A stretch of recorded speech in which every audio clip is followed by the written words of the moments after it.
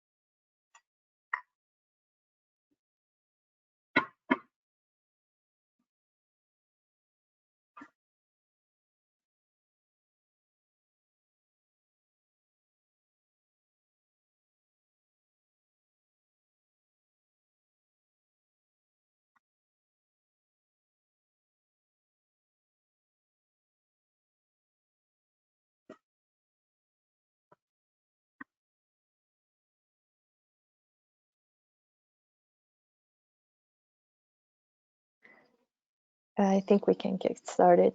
Hello, everyone. Welcome. I introduced myself in the beginning, but I'll do that again. My name is Ju, and I work with the Global Alliance for Buildings and Construction, and we are hosted by UNEP. I'll be facilitating some parts of the webinar today, and we're very happy that you all joined us today. This is very exciting for us. We are launching the newest GlobalABC report, adopting decarbonization policies for the buildings and construction sector. The report is now available for download at the GlobalABC website, so please visit our website, download the report, share it through your networks, and help us get this important message out there. Before we get started, I'd like to go over some housekeeping. As you can see in the agenda, we have several presentations lined up. We have an introduction by the GlobalABC Secretariat, a presentation on the key findings of the report, examples from Germany, Australia, and Indonesia, as well as a private sector perspective given by WBCSD, and finally followed by Q&A. So we'd like to invite you all to send your questions through the chat box and make sure to address them to the speaker or the speakers. This webinar is being recorded, and both recording and PowerPoint presentation will be made available later. One last announcement, our speaker from dena, Germany, Ludwig Labunzinski, he will not be joining us till the end of the session, so please feel free to send your questions anyways, and we'll make sure to forward them via email to him. Also, let us know your email so that we can connect you for your answers as well. And so without further ado, I'd like to invite Martina Otto, who is the head of the cities unit and GlobalABC Secretariat at UNEP, to open the webinar. Martina, over to you. Thank you very much, Ju. And we did say we all switch cameras off to save bandwidth and to allow you to appreciate the slides properly, but we wanted to make sure that you all see our faces. So in line with that, I'm now switching off the camera, but here we go. Good morning, good afternoon, good evening, depending on your time zone. Please let me welcome you as well to this webinar. I'm Martina. Ju already introduced my title. And before we get started, let me add a quick introduction to what the GlobalABC is. And fine, yes, it works. So there we go. The next slide. Well, we were created actually at COP21 to accelerate pace and scale of action towards a zero-emission, efficient, and resilient buildings and construction sector. We work to give a voice to the sector to raise the level of ambition and achieve the needed market transformation across the entire value chain of what is a fragmented sector. And I go forward. Oh, doesn't let me go. Yes. We have grown to a vibrant 130 member partnership, and here you see the regional distribution, which is quite impressive. The strength is mixed membership, gathering national and local governments, private sector, international or intergovernmental organizations, think tanks, really experts in the field, as well as key initiatives that deliver on the buildings and construction sector, and all this to increase the collective impact. Go to the next slide. Yes, we have a number of key activities centered around peer-to-peer sharing of experience with regional roundtables, for example, and a number of flagship products, including our annual global status report, which does track progress over time, a global roadmap for the sector, which has just been regionalized in a process that involved over 700 stakeholders globally, to adjust to the African, Asian, and Latin American contexts, respectively. And obviously as well, a product like the report that we're launching today. Now, it doesn't want to work. There's a bit of a reaction time. I apologize for that. So the next slide.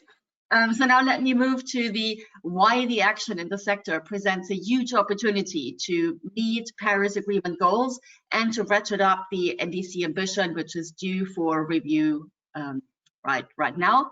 And firstly, the sector has huge mitigation potential, as buildings and construction represent nearly 40% of global CO2 emissions, with some 11% from the construction industry, including the materials. And that's sort of the new kid on the block beyond the operational emissions that have been looked at for a while.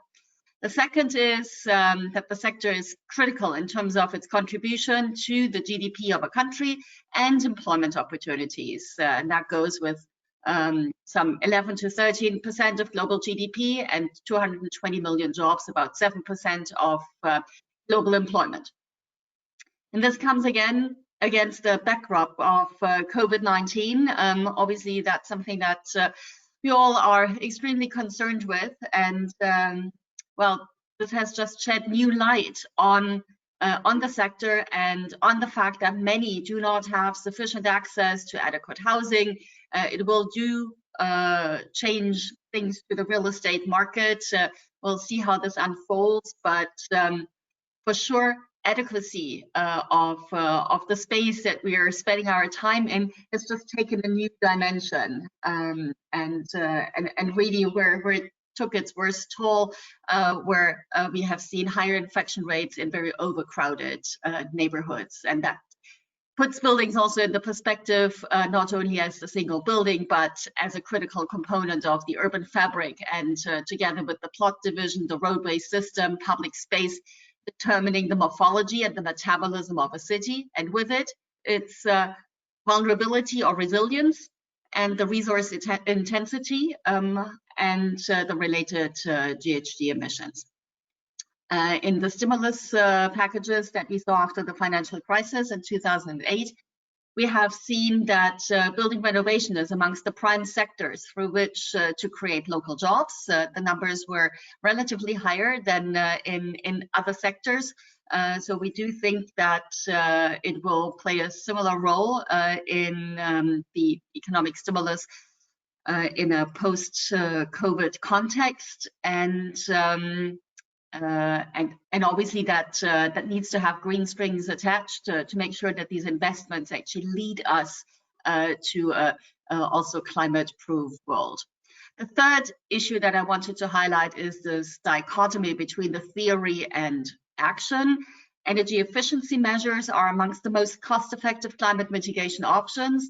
The IFC singled out that the green building sector represents 24.7 trillion US dollar investment opportunity by 2030 across all emerging market cities with a population of more than 500,000 people. Yet energy efficiency investments in buildings is slowing for the second consecutive year. So there's a real disconnect here. And the fourth point that I wanted to highlight is that buildings are not sufficiently covered in the nationally determined contributions, but it's such a critical step to harness the potential of the sector to close the action gap that has been pointed out by the UNEP Emissions Gap Report 2019, which was launched at the last COP. And let me recall the numbers. We need to step up our current actions threefold to make the 2 degree mark, and fivefold to make the 1.5 degree mark. So it's clear we need to really step up the action, and the sector has to play its part. Now, 136 parties have referred to actions related to the buildings and construction sector in their NDCs, and that's a good start. Yet few have specific policy measures embedded, and even fewer describe targets to move to carbon neutral or net zero energy building performance. Even if implemented fully, some 60% of 2050 buildings would not be covered. So I think that is really where we are. That's the snapshot of the sector. And this is why we put forward a number of tools. And somehow I've lost the capability of moving forward the slide. No, it's back here. There we go. And in terms of the tools, we have a guidance document on how to better reflect the sector in the NDCs. There is a webinar that was held around that, and that you can access from our website. There are regional roadmaps that I mentioned at the outset, and there's a slide that describes briefly what they are about. We're at the moment taking on an additional roadmap for the Middle East region that is done with the government of the United Arab Emirates. And we help take the roadmap process to the national level, starting in Vietnam, together with the French-German funded program on energy efficiency in buildings, in short, PEEP. And in a nutshell, the roadmaps outline a comprehensive framework of aspirational targets, timelines, and key actions adapted to regional context. And they inform policy and technology timelines across all levels of government, business community, taking a life cycle approach around 8 priority areas. And we see them on the slide. They range from urban planning to new and existing buildings, to building operations, appliances and systems, to materials, resilience, and clean energy. So it's pretty comprehensive. They provide as much a framework as they do provide a process that then helps with the national roadmap development.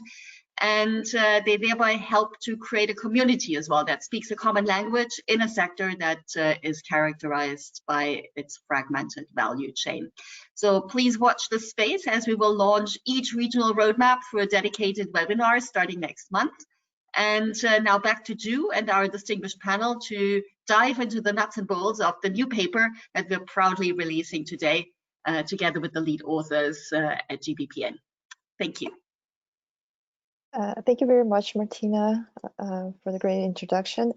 Moving forward, we will have presentations on the key findings by Peter Graham, Executive Director of the Global Buildings Performance Network, and who is the author of this report. Peter, over to you. We can't hear you, Peter. Peter, I think you're muted. Yes, hi everybody. I'm just putting my camera on to say hello, and thanks Martina for that introduction. And I'll turn my camera off so that we can preserve bandwidth as well. Yeah, I am very happy to be here to share the some of the key findings of this report, and to look at, we looked at how building decarbonisation policies could provide cost benefits and social and broader economic benefits. And in this presentation, I wanted to focus on what the insights from our study might offer as far as providing an incentive for building sector policies to be incorporated into post-COVID economic stimulus. I have advanced the slide before I'm ready. So I spent many months last year trying to identify the evidence base for climate policy impacts in the building sector and trying to sort of sift through the evidence from the noise. And I can say that I'm very optimistic and enthusiastic about our potential for supporting a green post-COVID economic stimulus. And there are three reasons why I'm optimistic, and I'll share these with you before I get into some of the key insights. So the first really reason for me to be optimistic is that we've just seen how rapid change is really possible. We've shown with the COVID response that we can take action when faced with extreme threats. To date, more than 7 million people have contracted COVID-19 and more than 400,000 people have died. We stopped flying, we stayed home, we homeschooled, we kept our distance, and millions have lost their jobs. But we can't forget that we face a climate emergency exposing billions of people to extreme weather, sea level rise, water and food shortages, and of course the associated health and economic impacts. And like the pandemic, the poor and vulnerable will be disproportionately impacted. So now we've had this collective lived experience of how to adapt to a crisis. We can take what we've learned and apply it to make the future better. So the next reason why I am optimistic is that the evidence really shows that our policies are working. We can indeed be delivering broader economic benefits with our building energy policies. And finally, I'm optimistic because the cost of inaction is really far greater than the cost of policy action, and the benefits are far outweigh the costs. So if we are able to implement building energy policies now, we will avoid increased cost of adaptation in the future. In fact, cost of adaptation to climate change in cities in 2030 is projected to be 2 to 3 times greater than available public finances. So we can't afford not to act, actually. So the study was conducted using a methodology called a rapid systematic review. We looked at around 4,000 publications and whittled that down to 120 key studies that were robust enough to draw conclusions from. One of the things that we can say as limitations are that there are really too few studies looking at the impact of policies in developing and emerging economies, and that also that the methodologies that are used in robust case studies aren't consistent globally. So it's very hard to draw general conclusions across the world, but there is some very good and strong evidence in different markets around the world. Okay. Just wait.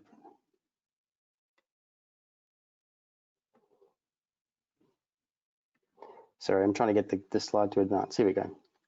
So how about key insights? The first key insight, I wanted to do these key insights in order of sort of least intuitive to most intuitive. So the first one really is that We look at the evidence base, we can see that building energy policies are most effective when they're tailored to non-energy and non-climate priorities.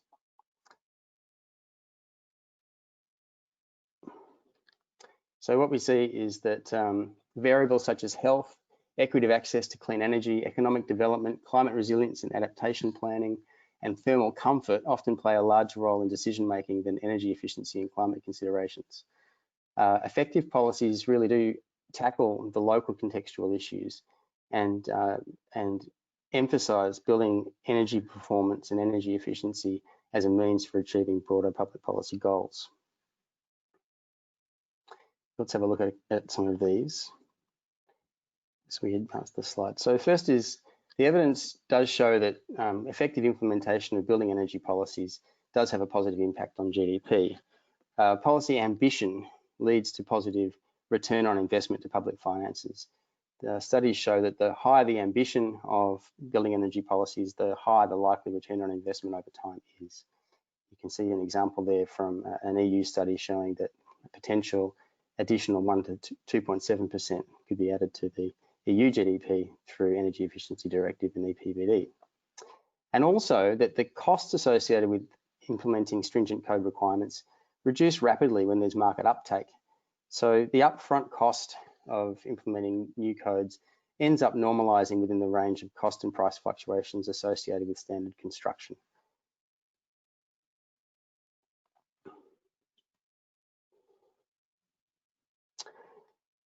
Just waiting for the slide to move.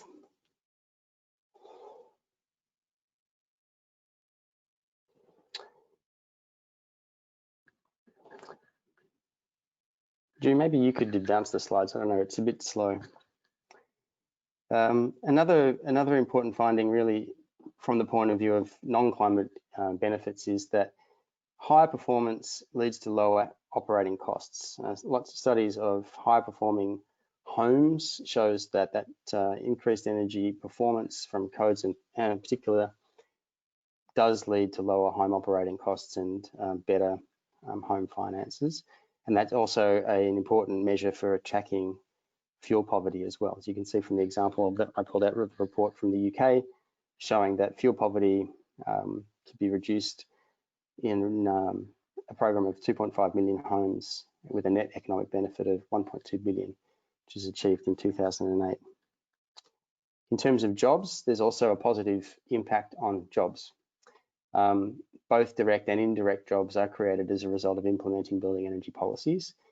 The kind of global average seems to be about 14 job years of net employment per $1 million US invested in energy efficiency buildings. That fluctuates from market to market. But as you can see on this slide, there's some consistency in terms of how many jobs are created for new investment in building energy efficiency. Another benefit of this from the point of view of jobs is that it also drives innovation in the construction value chain and improves productivity. Right, try the next slide. Health benefits, around about 8 to 22% of the value of energy savings has been recorded as health benefits from building energy policies when they've been implemented effectively. Studies from the EU again show health savings projected from the Energy Performance in Buildings Directive and Energy Efficiency Directive of about 2.8 billion euros by 2020. And there are indirect health and particularly mental health benefits as well. Extensive studies from New Zealand, for example, show that people who live in more thermally comfortable homes take less days off and less days off school. So another aspect that's very important with the COVID-19 in mind is that improved thermal comfort in homes also has been shown to benefit cardiovascular and respiratory disease. Sorry, respiratory health. Next slide. In terms of resilience, the studies are showing that more integrated approaches provide better cost benefits. Nature-based solutions tend to be more profitable and create higher yield investments than more hard infrastructure approaches. Building energy policies are integral to many national adaptation plans. and that they're also integral to programs for providing clean energy access and electrification. As the example from Uganda shows, that a suite of building energy policies are being developed to bring electricity to around 8 million customers without the need for new power stations.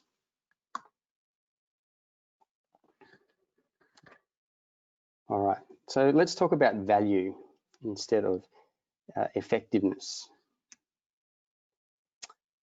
Let's move to the next slide.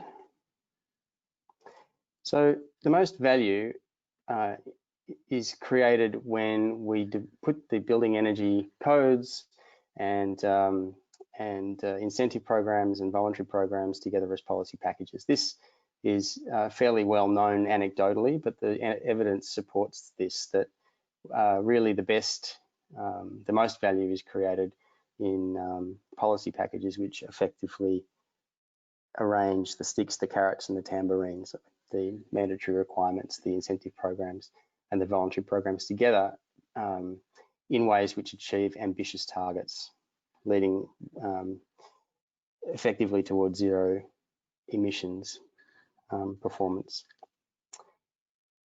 Next slide, if I can. Okay, one of the things which really came out strongly on the issue of value and policy packages is the importance of renovation policies and economic stimulus.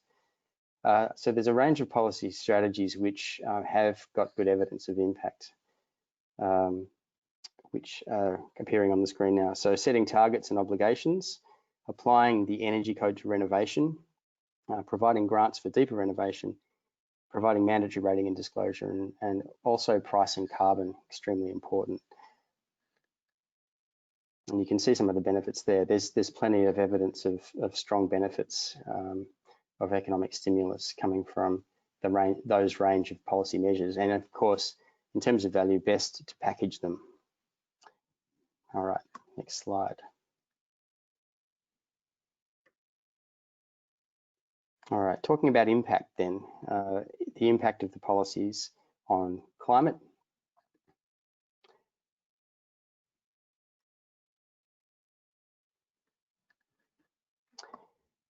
A range of different ways of measuring impact, but essentially looking at when you get the biggest bang for your buck from a climate point of view is when you're implementing policies, really best practice policies with clear and ambitious absolute performance targets.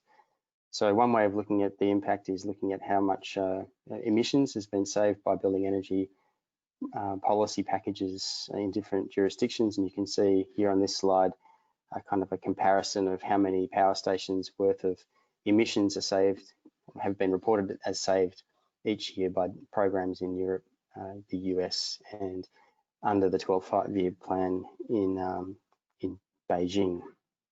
So there's significant impacts really that come from properly implementing best practice building energy policies. And finally, probably the most intuitive of all findings is around what policies are most cost effective at providing energy and emissions savings. So let's have a look at that then. Yeah.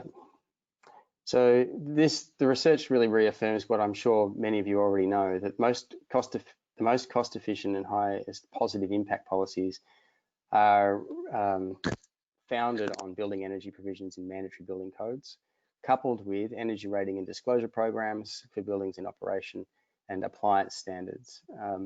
Having mandatory building energy codes in place that are scheduled for regular review and increase in stringency towards zero emissions is really essential to achieving the energy savings and climate impacts that contribute to the Paris Agreement.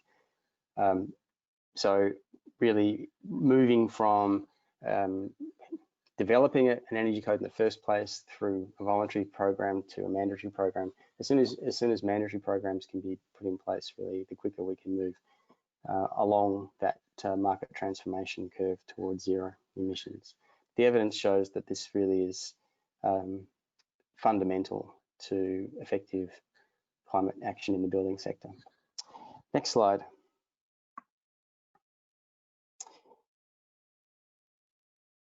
So we identified in the research some persistent challenges to implementing building energy performance, and these again may not be haven't changed for some time. They're quite persistent. So economic barriers, the issues of first costs are very front and center, particularly now with the post-COVID economic stimulus underway. There is a pushback from some stakeholders around increasing ambition in building codes because of the attitude that any increase in performance requirements will increase first costs, slow down the recovery, etc. The evidence doesn't really bear that relationship out. It shows that first costs are absorbed as long as you've got policy measures which help provide capacity, help provide subsidies to stimulate adoption of high performance standards and so on.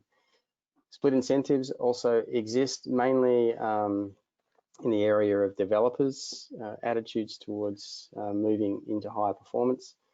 Social barriers, behaviour and social practices, changing energy use behaviour and contributing to the performance gap. Knowledge and information challenges exist as well, but there's so much information now, particularly online, that it can be actually a counterproductive problem, that we have so much information that could be used to support any particular decision, whether it's for or against building energy policy. We need to be careful, and the evidence that we've put into this report really is showing what quality research is out there to support proper evidence-based policy making rather than what we call decision-based evidencing. And finally, there are major opportunities still. One of the most important is compliance. Even when building energy codes are in place, they're not necessarily being complied with. And one of the biggest impacts and short-term wins governments can have is to invest in ensuring compliance mechanisms are put in place and enforced. So this is really on the table savings that could be grasped at little cost. There are other opportunities looking ahead at taking a systems approach and integrating different levels of government, different levels of regulation around urban planning and design with building regulations, and taking more of a life cycle approach and looking at value chain innovation. I mentioned carbon pricing and trading as being an important enabling framework, and of course, improving the evidence base and also bringing that evidence base to bear more strongly on education, both at professional education in universities and also continuing professional development. So the evidence demonstrates we have more to gain from taking action and more to lose from not taking action. We need to incorporate building decarbonisation policies in our stimulus packages. And as Winston Churchill once said, never let a good crisis go to waste. So last slide is just to say that I hope you're feeling as optimistic as I am. There are challenges, but I think the evidence really shows that we are on a strong footing when advocating for incorporating decarbonisation policies from the building sector in stimulus packages. I encourage you to stay in touch. We'll soon be posting links to the source studies from this research on our buildingpolicy.net site, and we invite you to stay in touch with the implementation of these insights through GBPN's policy strategy for decarbonising the building sector in Asia. All the information for that is on our website. So thank you again to the GABC for the opportunity to talk you through these key insights, and I'll pass the time back to Ju. Thank you, Peter. Thank you for the great presentation. It's always great to hear optimism. So moving forward, we will have a presentation by Ludwig Labudzinski, who is an expert in energy efficient buildings at the German Energy Agency, dena, and who will be presenting on the building codes in Germany. Ludwig, that's over to you. Thank you, Joe, and hello, everyone. I'm happy to speak at this webinar on, well, behalf of the German Energy Agency, shortly dena. We actually became member of the GlobalABC in autumn last year and also work closely with the German Federal Ministry for Economic Affairs and Energy, also being involved in the GlobalABC activities. In fact, we plan to kick off our membership by hosting the yearly meeting of GlobalABC members this March in Berlin to get to know all the members in person, but, well, unfortunately, this couldn't take place due to the current situation.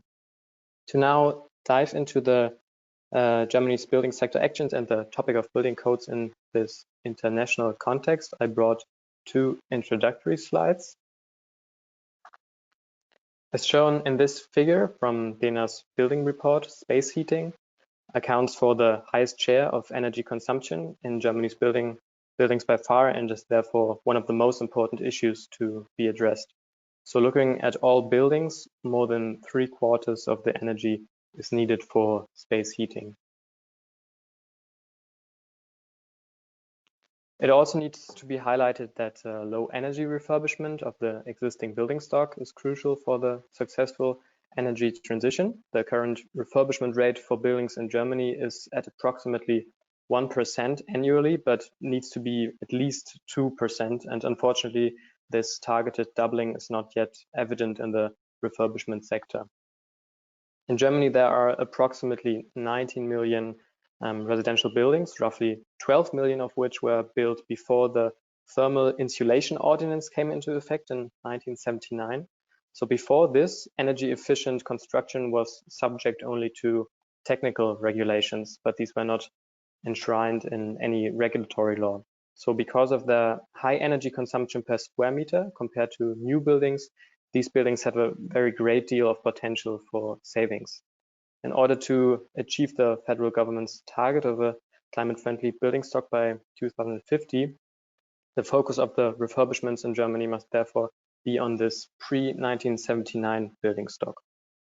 So with those two aspects in mind, let's have a look at the development of building codes in Germany.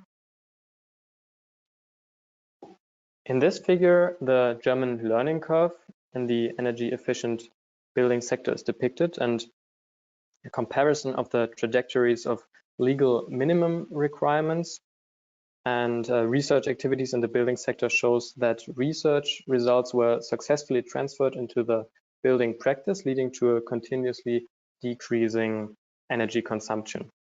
So starting with the already mentioned Thermal Insulation Ordinance in the end of the 1970s, there were numerous adjustments made over the years. And actually to monitor this, dena launched the Efficient House Pilot Project in 2003, conducting quality assurance and pass on then this experience to planners and consultants. It can be seen that a market introduction phase of 10 to 15 years is common between the pilot application, or rather demonstration project, and then the legal determination of different levels. So in the new GlobalABC study, which was just presented by Peter, it is also highlighted that speed will really be of essence. And considering this figure, this time frame of this learning curve, it becomes very obvious that on a global level, leapfrogging has to be a crucial element. And in this regard, we really appreciate the work of the GlobalABC, where I want to additionally highlight the whole process of developing the regional roadmaps. Looking at the current building codes in Germany and the last step of this staircase figure, we are awaiting the new Building Energy Act, shortly GEG. And this new law is supposed to pass the German Bundestag within the next months and then come into force in autumn. The idea of this new law, GEG, is to bring together the various acts and ordinances into one law, which is supposed to also bring more clarity into the German building codes. Besides all this, the German Climate Package 2030 from September last year is important to mention at this point, because as a result, various legal improvements for the building sector came into force in the beginning of this year. For example, tax incentives for energetic refurbishments were introduced, which I personally think is rather a German approach to attract people to refurbish their homes to be then able to pay less taxes. But well, in fact, the effectiveness of this instrument can only be evaluated next year after the declaration of taxes. Then secondly, there was an exchange premium for inefficient oil boilers introduced. And thirdly, the existing financial support programs in the building sector were doubled. Switching to the most recent topic of COVID-19, as dena, we wanted to gather the current mood in the building industry, and therefore held a Zoom conference with various stakeholders from the sector mid of May. And in fact, the German building sector is at the moment still affected comparatively mildly in comparison to other sectors, thanks to the high order backlog. But it is to be expected that the effects will be delayed and then possibly have a more massive impact on the real estate industry. So in a nutshell, there was a consensus within this group that the economic stimulus packages must not call into question the latest changes concerning the regulations and also the climate protection goals. And well, fortunately, this applies to a large extent to the stimulus package which was published just some days ago. Already my last slide to end the presentation, I want to give you some few examples of dena's building sector engagement that can be divided into 6 categories. So for instance, we are involved in the conception of the individual refurbishment roadmaps used by energy consultants in Germany. Then we developed several studies, as already mentioned, the German Building Report. Currently, we also developed a study in cooperation with the French ADEME, comparing renovation strategies in Germany and France. Furthermore, we plan a comprehensive study on the topic of climate neutrality, also putting the building sector in the overall and cross-sectoral context. Our building division is also active on the international level, for example, with an eco-city project in China and through energy partnerships, for example, with Ukraine and Kazakhstan. As part of the Energiesprong Germany project, dena is working on opening up a new market for serial refurbishments. And we also founded a network, the so-called German Alliance for Building Energy Efficiency, shortly GEA, with the aim of advancing the energy transition in the German building sector, being a cross-sector alliance of representatives from industry, research, trade, commerce, and energy supply. And lastly, we also organize a yearly Energy Transition Congress in Berlin, where we will be celebrating 20 years of dena this November. And I would like to invite you all at this point. At the current stage, we plan that the Congress will be in the form of a hybrid event, so where it will be possible to attend in person, but also virtually. Yeah, thank you very much. As Joe said, unfortunately, I have to leave this webinar already a little bit earlier, but if you have any questions, I would be very happy if you contact me afterwards. Thank you. Thank you very much for the great presentation, Ludwig. We're very happy to have dena as a member of the GlobalABC. I'd like to remind all participants that if you have any questions, please feel free to send them through the GoToWebinar tool. There's a little tab called questions that you can type in your questions, or if easier, just send it through the chat box, and we'll be answering them through the during the Q&A session. Moving forward, I'd like to introduce you to Carlos Flores, who's director at the National Australian Built Environment Rating System, NABERS, and who will be presenting on this program's ratings and disclosure. Carlos, over to you.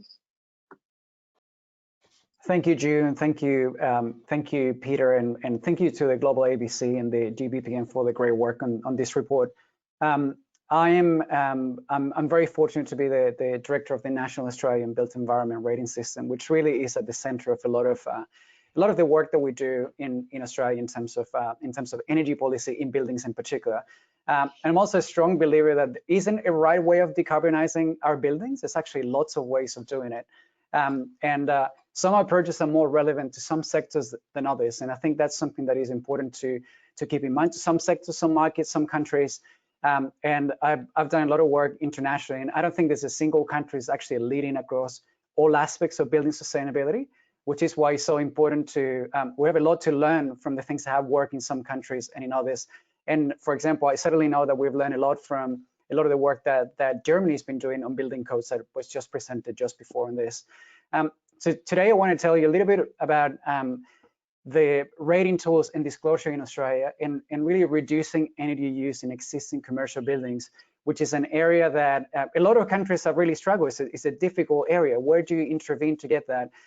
But it's probably the single most successful example of a successful carbon reduction policy that we've had in Australia. This is an area that I think we've been doing, we've learned a lot of lessons and a lot of things that really work. So I want to start by, with my first slide. I want to start really simply first to tell you a bit about what NABERS is, in case you don't know, because that is going to come, it's going to be really important in the presentation. So the basics of how NABERS works. So NABERS is a rating scheme like many of the ones that you've seen in many countries. But there's a couple of things that are different about NABERS than a lot of other schemes internationally. One of them is that it's 100% based on energy consumption alone. So we take 12 months, is for existing buildings. We take 12 months of energy and electricity and gas bills.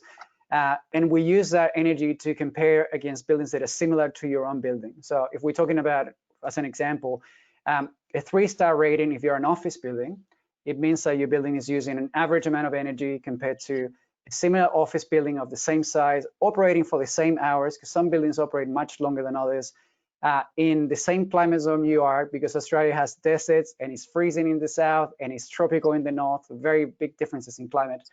So it's a comparison against the average building. If you're 1-star, it means you're using just a lot more energy than the average building in your market.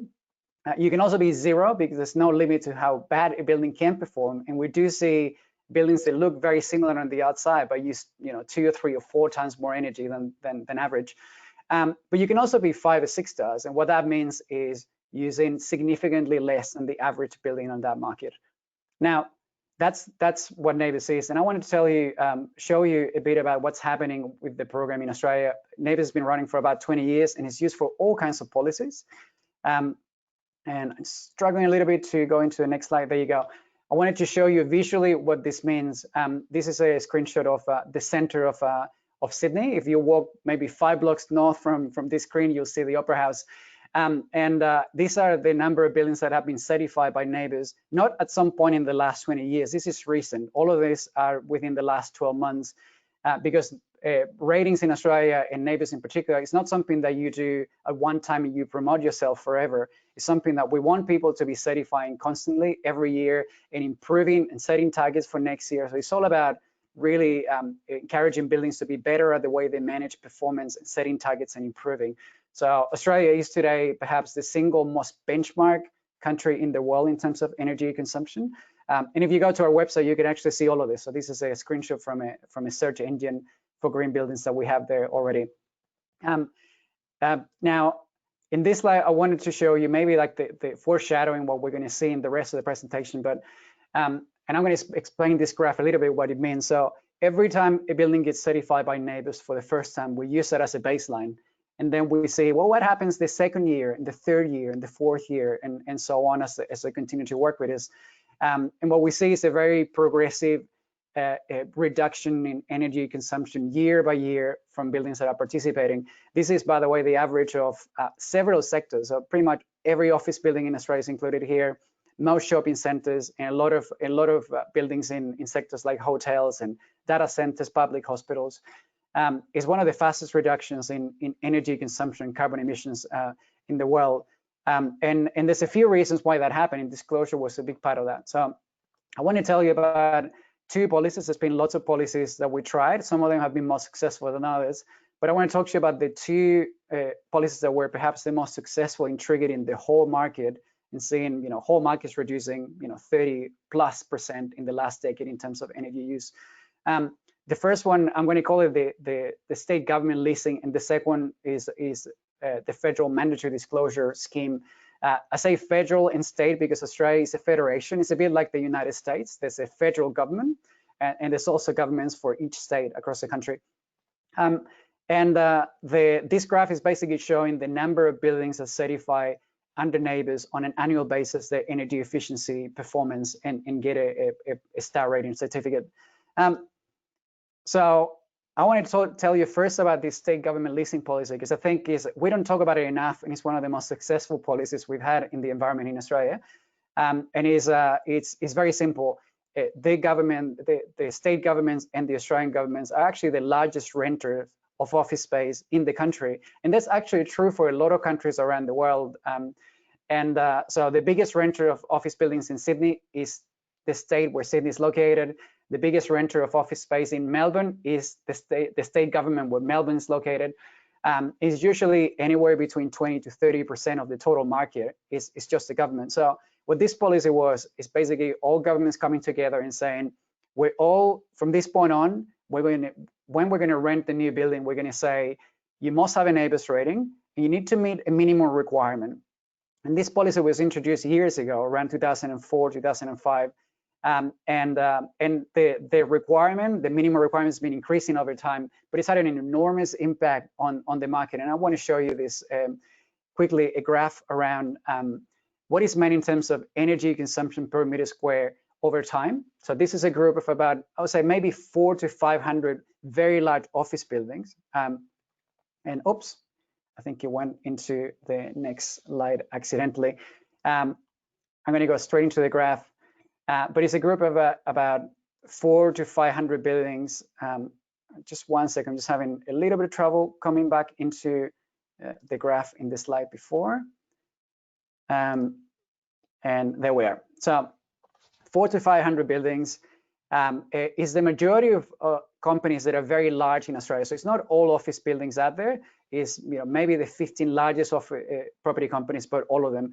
And what we've seen is that this government leasing has actually been a really powerful policy because it's a huge carrot and a huge stick at the same time. If you're willing to invest in energy efficiency, you're putting your building in a position where you're going to get a lot of the business of the government, which is a lot of business and is a really very secure renter. On the other hand, if you don't invest in energy efficiency, your buildings are not going to get out of that energy efficient zone. You're going to lose all the government business in the future, and that actually has very large implications for property companies. So it's a carrot and a stick at the same time. It's been very successful for a long time.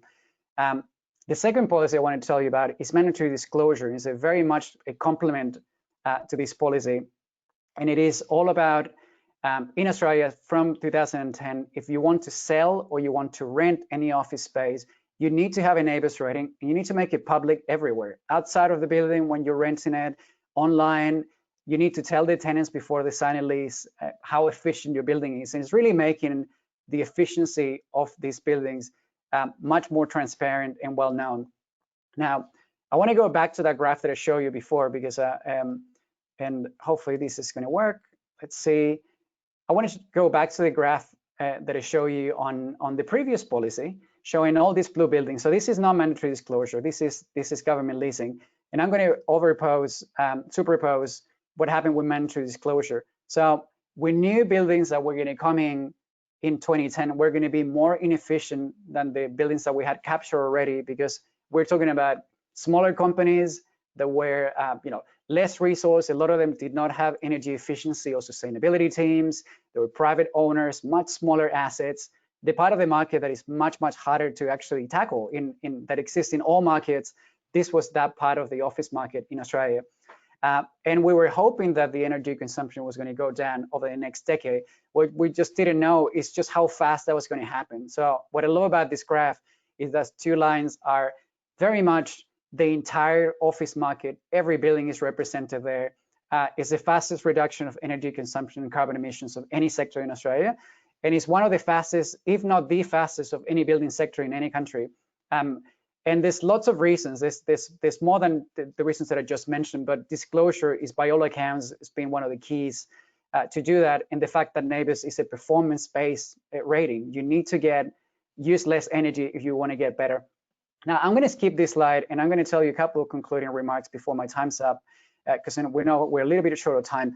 One of the things that we learn is when you create these wide-scale performance incentives is that people can choose what's the best way of reducing energy use. We didn't tell them how to do it. And what we found is that it's actually a lot cheaper than a lot of people thought, because the first thing they do is that they look into zero-cost opportunities, turning things off, working with controls, which is relatively inexpensive. And the second option is not really just changing any equipment. People go straight into What is the next equipment that we need to change? The boiler next year. Well, let's just replace it with a much better boiler or with a heat pump, or what can we do at that point in time? And that's a much cheaper way to improve buildings than replacing equipment that is still has another 10 years to go.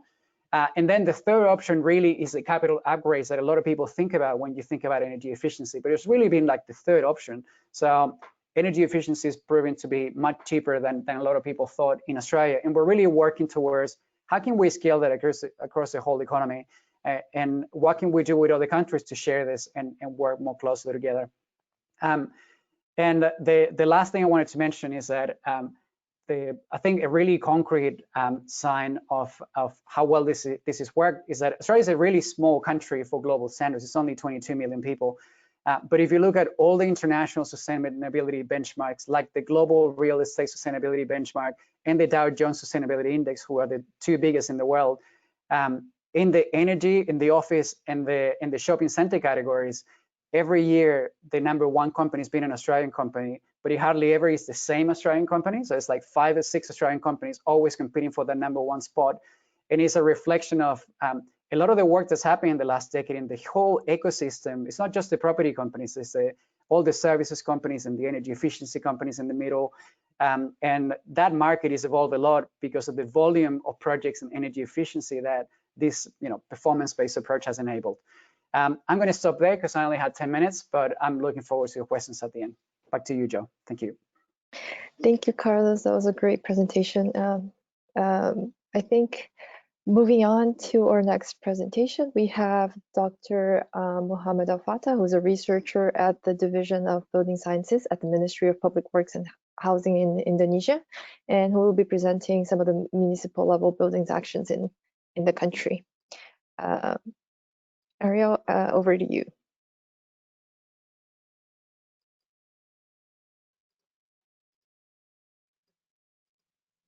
Ariel?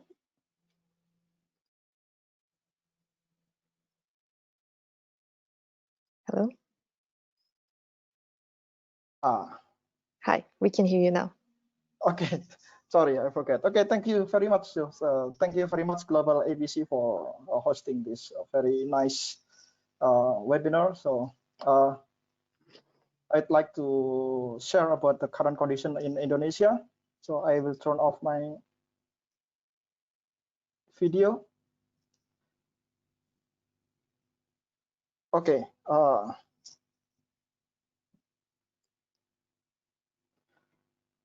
Yeah, I would. In this occasion, I'd like to share about the experience in Indonesia in related to the energy saving standard or regulation in Indonesia and how we achieve those. So first of all, I'd like to present.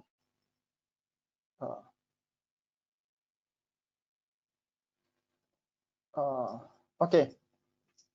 So this is the current condition in Indonesia. So as you can see that the energy consumption in Indonesia is continuously increasing as the economic growth rising up. So, and this is until 2018. After COVID-19, I don't know what happened with the energy consumption.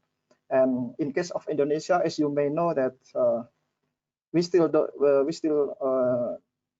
don't know when it ends, so I cannot give any further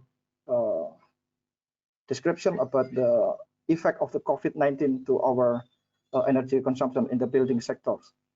So, and building sector currently accounted for around 30% of energy consumption, and it makes the building sector is the second largest energy consumer after the industry sector, over transportation recently, amazingly. So again, this is before COVID-19. So, and in the building sector, household sector 3 times larger in energy consumption than the commercial building, as you can see, and the most of them come from the electricity.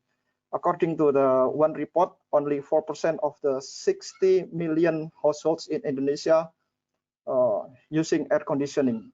So it means around 2 million or 100,000 something that using air conditioning. So most of them are non-air conditioning system, are non or maybe naturally ventilated building.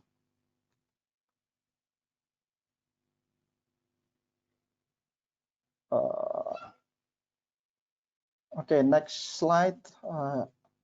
Okay.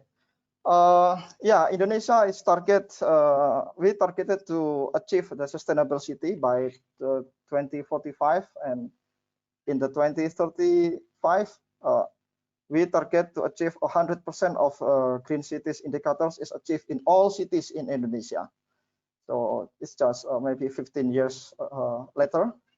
So at this moment, unfortunately, by 2020, that from target of zero slum area by 2020, we haven't achieved the target yet. It means that we will have a big challenge in achieving the target of sustainable city, since we have to deal with the basic infrastructure at the top priority. So, and at this moment as well, so because of the pandemic of COVID-19, so now we are making some adjustment, including refocusing our financial support to other necessary other than the energy efficiency, like healthcare system or economic recovery are still main priority instead of the building and construction sector, even though we still continuously constructing the new building at this moment. We are still not sure whether the countermeasures we taken on COVID-19 affect the building sectors, particularly in the energy efficiency programs. So as indicate here, that's by 2035 that we are going to achieve 100% of green cities indicator achieved in all cities. But unfortunately, at this moment, up to date, only 2 or 3 of 98 cities in Indonesia have green building regulation. Why we said green building? Because green building regulation is closely related to the energy saving regulation. So under current circumstances, so even without COVID-19, it is a bit difficult to achieve above target. So for the first reason is we don't have a comprehensive national building codes. As Peter said before in his presentation, that building code is the most effective way with the high impact but with the least cost and to achieve the energy efficiency. Unfortunately, until today, what we said about what we call building codes is not exist yet in Indonesia. And for the second reason is the decentralization in the government, in the regulation. So now the local government plays more important role in the building regulation. So sorry,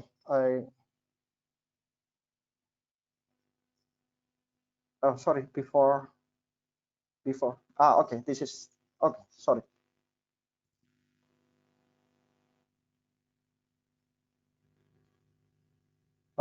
Okay, as I previously mentioned that Indonesia doesn't have comprehensive national energy saving building codes yet. Yeah. So what we call building codes in Indonesia sometimes refer to the building regulations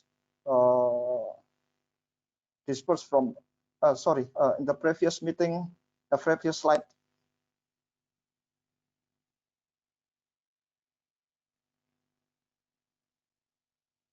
Okay, yeah.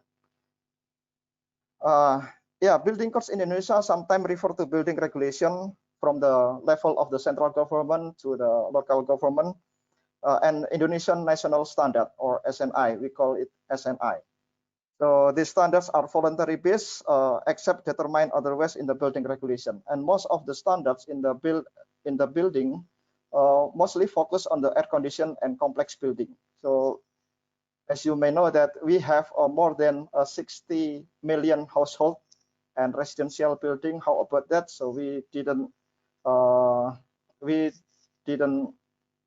regulate about that building, and then also mostly focus on the HVAC system and also artificial lighting. We rarely consider about the utilization of natural resources for passive cooling, for instance. And some of standards are obsolete, mostly more than 5 years ago. So it needs to be frequently revised to accommodate the new technology and a new development of the technology. Next is in our standard, or sometimes we lack of updated data. For example, thermal comfort standards, thermal properties of material, solar heat gain coefficient, and also energy usage intensity. And also energy saving building codes should consider the different climatic zones. I will show you why we need to the climatic zones. So next, okay, this one. So yeah, Indonesia is quite big with more than 70,000 islands. So I just put some of the big cities in here. More than 90 cities exist, and now we are talking about the opportunities for energy saving building codes in Indonesia.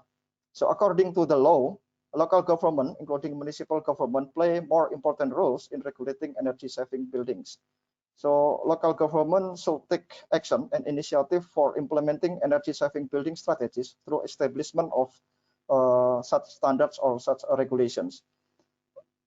And as you can see here that we have basically 3 climatic zones like rainforest, monsoon, and tropical savanna. So we have and also 2 additional climatic zones such as coastal climates and also highland climates. So considering this climatic zone, I think we should or maybe local government should consider the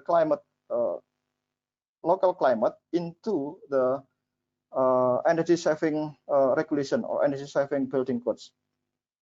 How about the challenges? So this is just repeating from what Peter said before, that yeah, awareness of stakeholders and human resource capacity and gap between region is amongst of our challenge in establishing the building energy codes. For legal uncertainty, for example, let's see that we have a different energy saving regulation, so that sometimes it is confusing. Regulation for energy saving building separated in many forms and in a different ministry, such as Ministry of Public Works and Housing also have a building regulation, and Ministry of Energy also have, and for the coordinating Ministry for carbon reduction is in the Ministry of Environment. So it is unclear also about reward and punishment, incentive and disincentive if we do or do not taking any energy saving countermeasures in a building sector.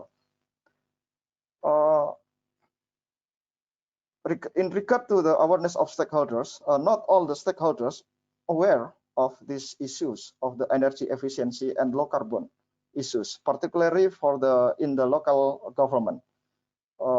Owners of the building sometimes or maybe often think that they don't mind to pay more for energy to obtain comfort for them, and developers just follow what owners request without suggest any idea about how to design the energy efficient building. Designers certified themselves in green building certification or other energy saving certification just to get more privilege or to get more privilege in bidding or designing, so that they can easily obtain the construction project from the government or the private sector and so on. They didn't rarely reflect what they got from the trainings or courses for those who obtain the certification.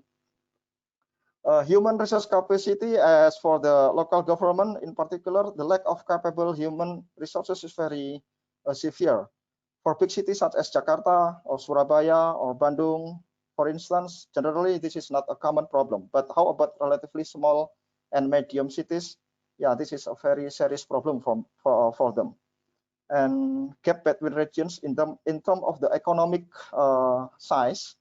So those big cities that have a very big financial support, this is relatively easily for them to support the energy efficiency program.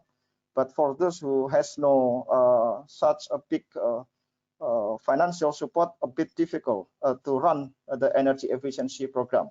While in the same time, they have the great opportunity, great potential to reducing to more energy efficient. Sorry. Yeah, in the building sectors, we, Ministry of Public Works, has functioned as like the supervisory body. So the ministry can take action to encourage local government to implement energy saving strategies in building through strengthening the institution and assisting them in establishing energy saving building regulation from a technical perspective. Now I would like to share what now we are doing, our project, in order to encourage local government to establish energy saving building regulation. So what we call is called SATRAP, we implementing of low carbon affordable apartment in the hot humid climate of Indonesia towards Paris Agreement 2030.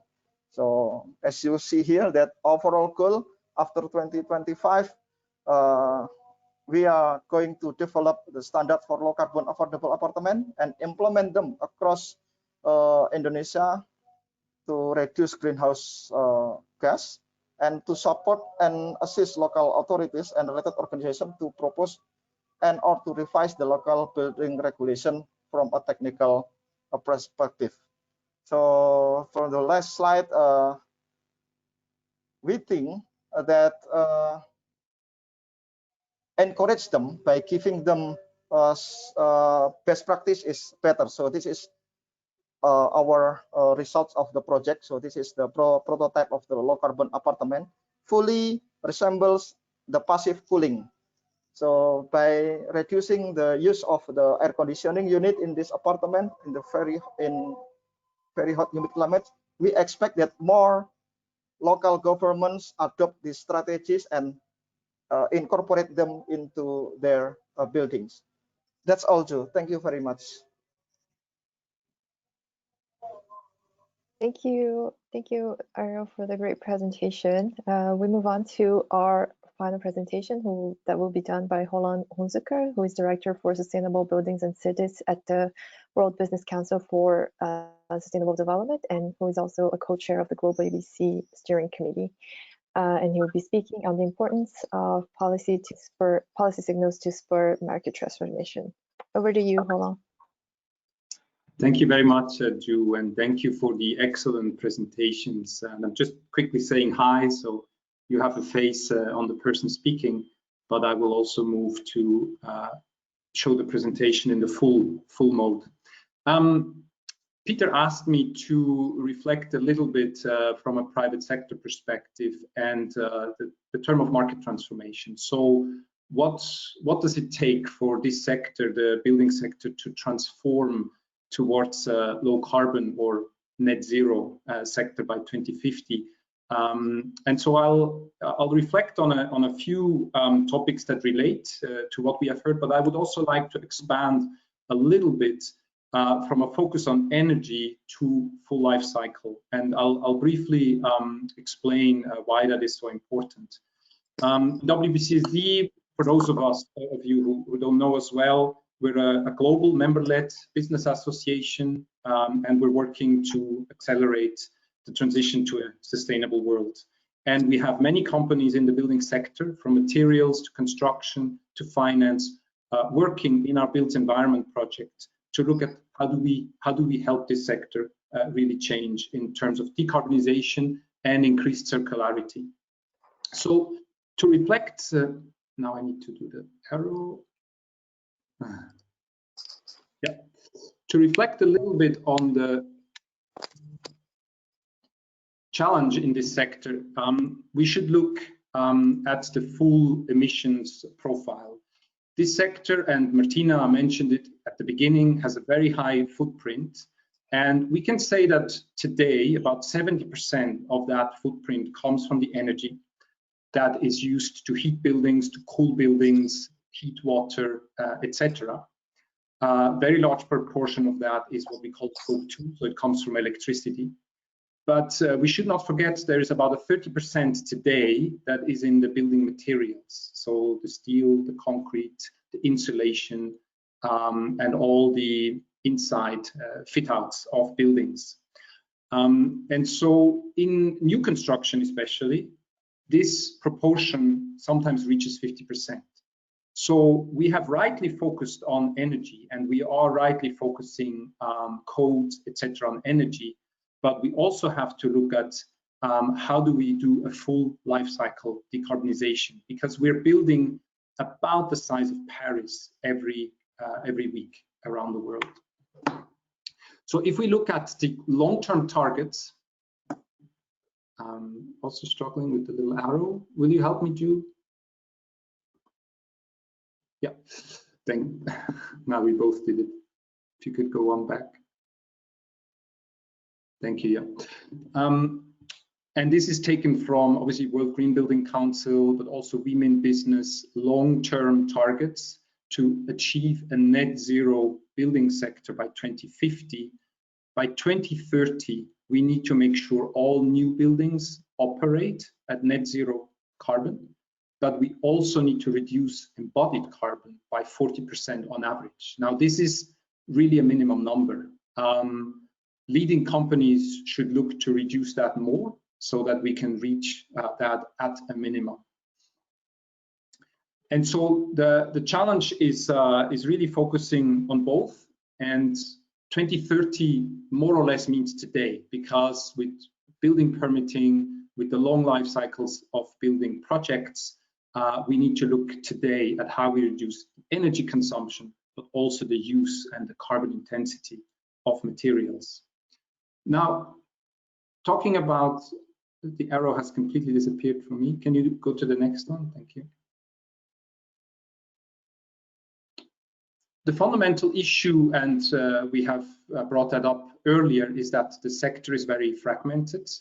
We move from people designing buildings, then they get constructed, and then they're used and in operation. And these are ecosystems that work in silos, and we have not seen sufficient attempts to bring those sectors together and really look at sustainability along the full life cycle.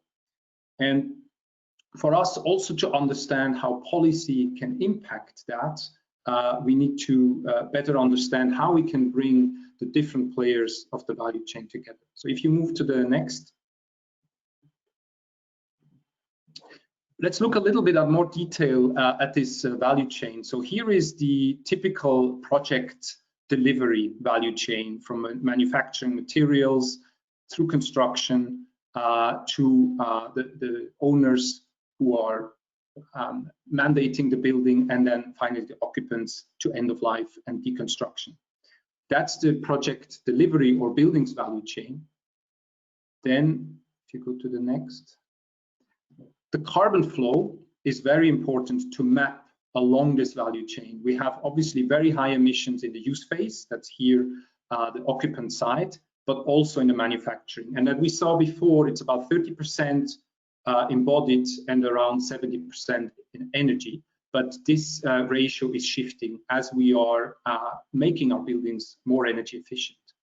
And an interesting part on the manufacturing side, it's not only materials, but looking at some case studies, we see how high actually embodied emissions are also from equipment, because equipment needs to be exchanged probably 2 to 3 times over a life cycle of a building, and hence the emissions that come with those can be quite significant. If you click further, we then need to map the influencer value chain, because it is one thing to deliver projects, but there is a very important part of the value chain that commissions the buildings, that finances the buildings, and that designs the buildings. And this is where we need to look at this demand side and the influence that the demand side has. These are players that have very little emissions on their own, but they have a very, very high impact through what we call scope 3 emissions. So a typical construction company, but also if we look at architect or real estate, we can say that probably 10 times more emissions are in scope 3 then are in their own scope 1 and 2. And so we need to understand these different segments, and in WBCSD we're currently working on a guidance for science-based target setting that looks at these 5 different groups and how they can help overall system decarbonization. If you move to the next slide.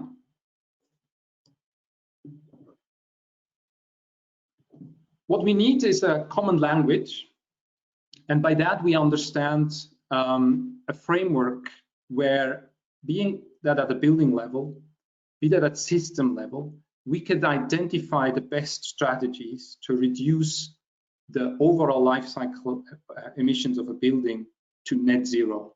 And this is the bottom right corner in red, is the ultimate goal we need to achieve.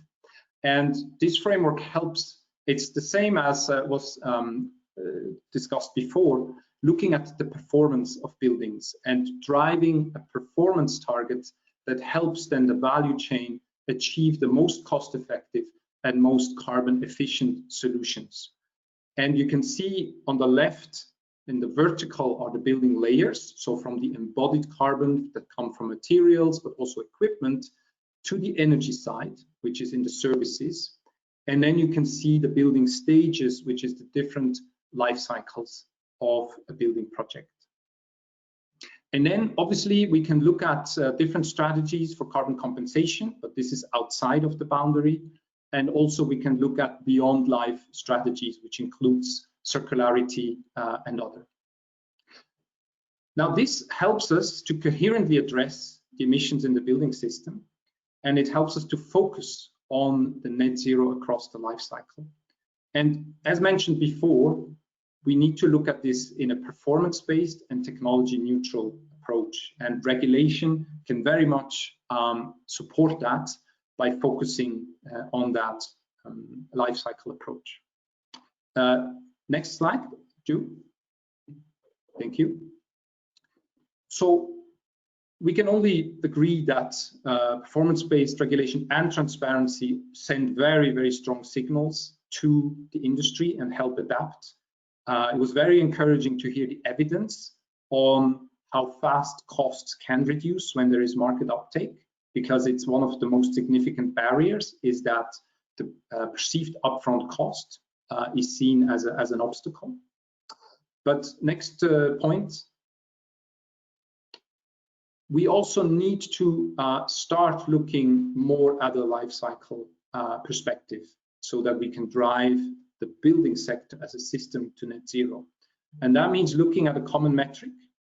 And we have some examples for that. For example, in Europe, it's a voluntary system, the levels framework that has been proposed as a voluntary system that introduces this metric, but also schemes such as Bilan Carbone in France, as well as if we look at the World Green Building Council's Advancing Net Zero project, which is looking at integrating full life cycle emissions in their objectives. Maybe you bring up the third and fourth point at the same time, too. Thank you. What is very important is that we involve all the actors in policy development. We see often that when you engage industry, you can go further and you can create that positive development. And there is a very interesting example in Sweden where the construction sector led the development of a fossil-free roadmap. And we also see this example with the GlobalABC working on the regional roadmaps, but now bringing them also to a national level, where very importantly, this work should also involve the different actors across the industry. And lastly, we talk a lot about carbon pricing. If you can just briefly stay on the last slide, Ju, thank you. It is important that carbon pricing gets increasingly stricter and creates a higher price. But what is also important is that it sends a signal to the demand side.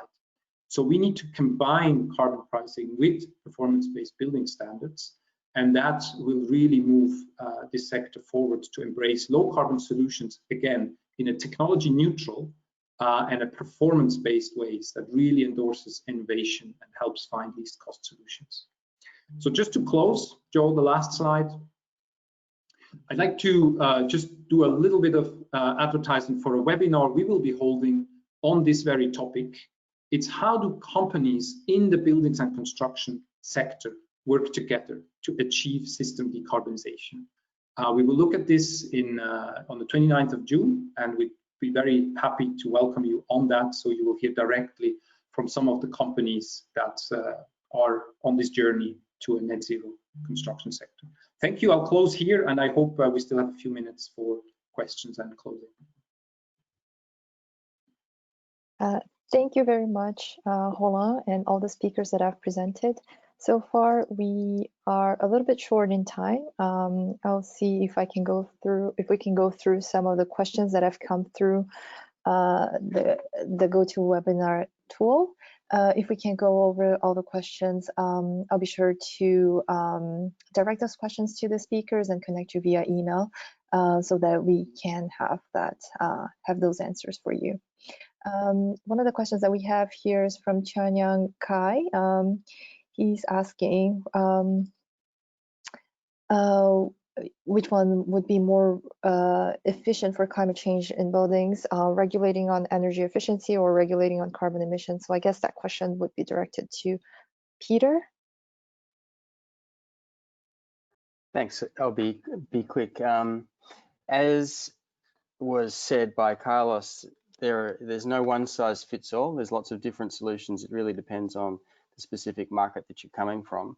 I think the other thing that we found from the study is that you need to start regulations which are ambitious but achievable. So you've got to get the industry to move, get the ball rolling. In the sort of experience of more sort of advanced markets in this area, it's starting with energy and then moving on to broaden the broader metrics. So that's just about what can be controlled, I think, within the specific regulatory framework, and also what can be controlled with regards to the way buildings are designed and operated as a first step. But I think it's a very good question. So not one size fits all, but I think the question of emissions is going to become more important as Roland finished with, obviously, industries looking at that life cycle approach. And so I think that's the direction we're headed. Okay. Thanks, Drew. Thank you, Peter. I think we have a couple of questions to Carlos about the role of management of staff, so behavioral change, as well as if you believe that these step-by-step measures are truly enough to meet the target on time. Yeah, absolutely. So I think it's very much complementary to what Peter just said.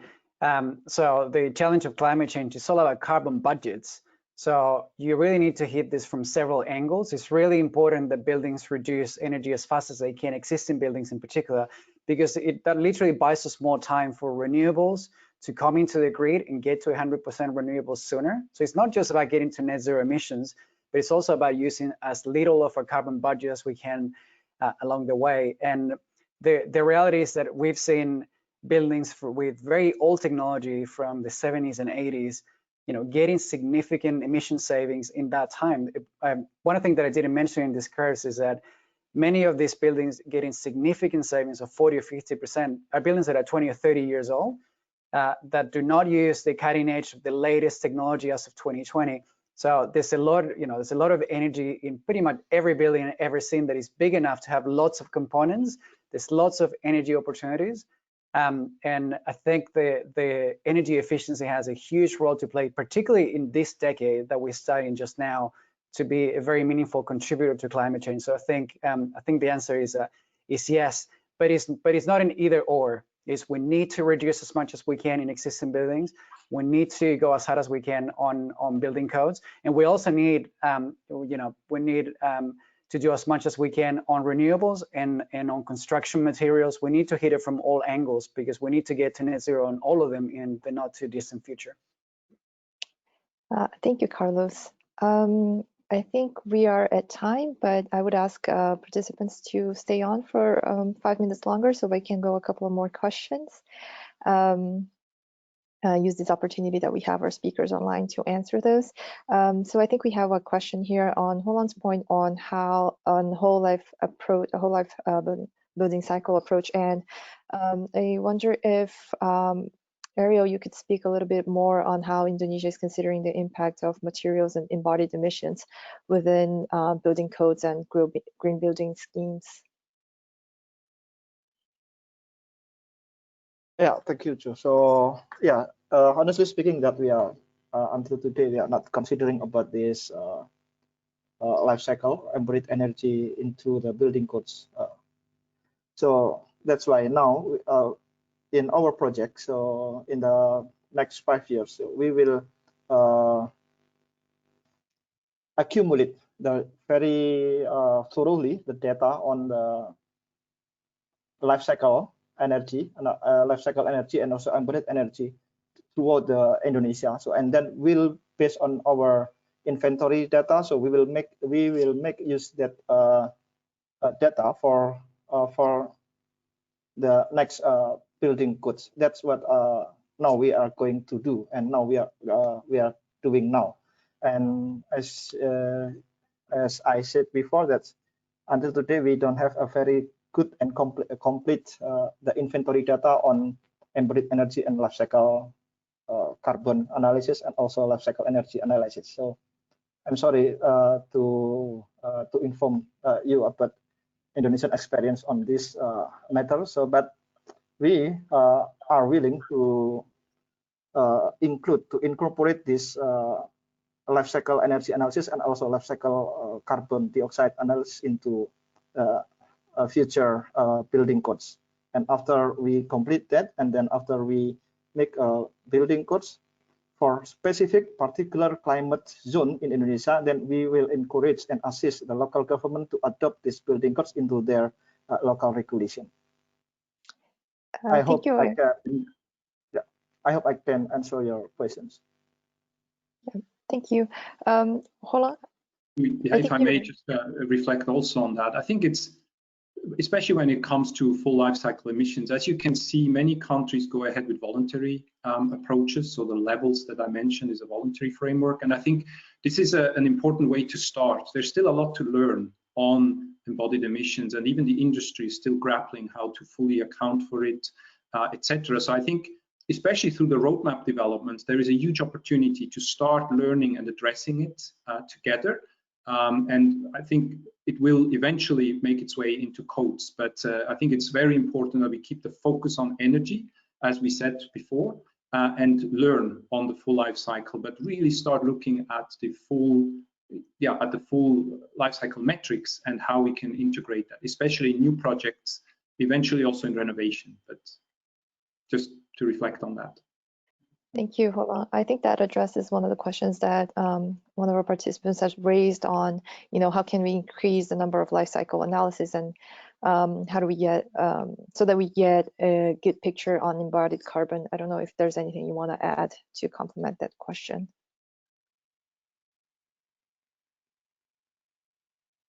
Roland, sorry.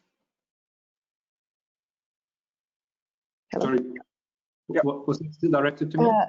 Oh yeah, so sorry, there was one last question that we had. I think your answer pretty much addressed it, but how can we increase the number of life cycle analysis so that we get a better picture on embodied carbon? Yeah. No, I think, yeah, as I said, it needs much more practice. It needs more evidence. The business case is harder to make on embodied carbon. So there is, and I think there is a very big opportunity also to look at circularity strategies, because how do we create more circular buildings, and what does that do to the value creation along the value chain? So it needs different business models, and so there is a lot to do on that. But I think by adopting an additional metric on net zero, we can really drive that. Okay. I'd like to add something just before we leave too, Ju, on this, is that the construction industry is going through a massive transformation, sometimes called construction 4.0, with the introduction of an uptake of much more sophisticated digital tools, and this is a major opportunity. So in terms of life cycle approach, we're certainly getting, I think, ready for a design revolution in the construction industry, both in terms of the form of buildings and also construction methodologies and construction systems, increasing prefabrication and other things like that. So it's looking good. I think that's an area that we should look forward to and start to look forward. And that just in terms of life cycle data, a lot of companies have a lot of data, and what would help would be for them to share it. Perfect. Thank you so much. I think we've done a round. We have several other questions, but I'll make sure to ask those questions to our speakers and then connect you to the participants so that everyone gets an answer. And with that, I'd like to invite Martina to give closing remarks for our webinar today. Thanks very much, Ju, and thanks very much to our distinguished panel and all the interesting questions that came from an engaged contribution through the chat box. Well, what to retain from this? Number one, there is a huge opportunity. The buildings and construction sector presents a huge opportunity not to be missed, and that's with regard to the current numbers, so the impact that we see, but also going forward with this number of well, the new build, the additional floor space that we're going to see over time. And the third is this new normal that we'll have to compose with the COVID pandemic and the impact. So I think there is a strong case made. The other point that I want to highlight is that it has to be a dual strategy, looking at both renovation, which presents huge opportunities, as well as the new build. And it's not either or, it's both. And I think Carlos was very, very clear about that, how much we need to make use of buying time in a sense. But the buying time is not to start later, but it's just until everything has rolled out as we need to see in terms of the new buildings. The other key point is it's good to start from where we can, be it from going from energy and energy focus to then taking it to a life cycle focus, be it looking at voluntary measures and then make them more mandatory. So there's a pathway that we can take, and it's good to take that.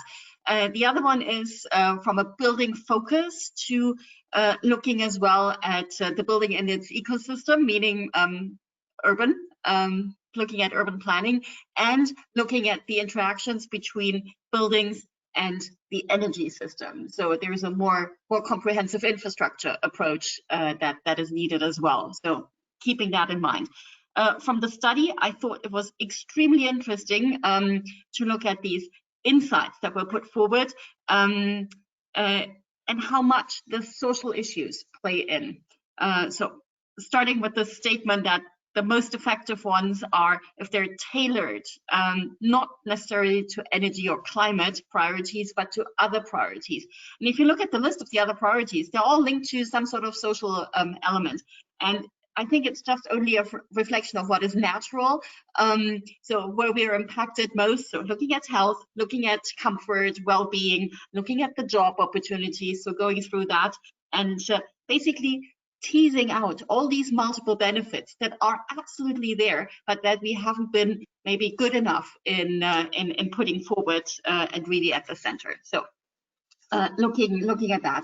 The other point that I think was extremely interesting is this very, very strong call for the building codes, and be it from a value, an impact, or a cost perspective, and including what is it that the private sector needs as a trigger. They're ready to go, but this overall framework needs to be right, and that's where the codes can be so super helpful.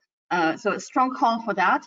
At the same time, we know that 2/3 of the countries, of all countries, don't really have them yet in place. And if they're in place, there's an issue with enforcement, well, application and enforcement as well. So this is a real hotspot to look at. And then the strong call for making them performance-based. I think is really important to keep in mind as well. To be clear and ambitious, Peter said they have to be doable, or well, maybe Peter and Roland both said that they have to be doable. But it's good to ratchet them up over time, so to make sure that it keeps everybody on their toes, and we get to the level that we need to see.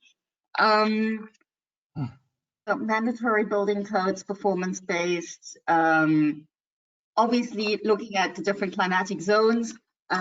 How do we deal with informality? We hinted at that, but we didn't have enough time to go into this. That's certainly an issue for a lot of the developing countries and emerging economies to look at more. And there was a strong call as well for a whole of government approach. So across the different ministries, that's part of the challenge in the sector, that it's often not only one ministry that needs to help do the right thing, but it's across. And it is this integration virtually between the national and the local levels, be it because local levels have already authority over codes, or because they're the ones implementing. And maybe the last point that I'd like to highlight is this idea of having those prototypes, so something to show. And that was interesting. That came from Indonesia as well. We know it from our practice, for example, with Argentina. So it's done in different configurations, and having something. It's the power of examples. So to entice people, showing yes, it can be done, and this is how. So I think maybe I've done the tour. Obviously not done totally justice to everything that was said, but I think it was a very rich discussion. How do we get from how do we harness this opportunity that is out there? Speaking a common language, having a common metric, really critical, and then nudging this behavioral change that we need to see across the entire value chain. And again, we started off by saying it's a fragmented sector that is part of the problem. But there are a number of tools, and we just heard as well, I mean, this digital revolution, or this revolution of the sector that comes with some of the digital tools, will help us go forward and reach a better integration between those different actors that need to come together. Maybe from my side, I'd like to leave it at that. Thank you to everybody who stayed on for a little longer. It was an ambitious program, and it was clear that it would be tight time-wise, but thank you for bearing with us a few more minutes.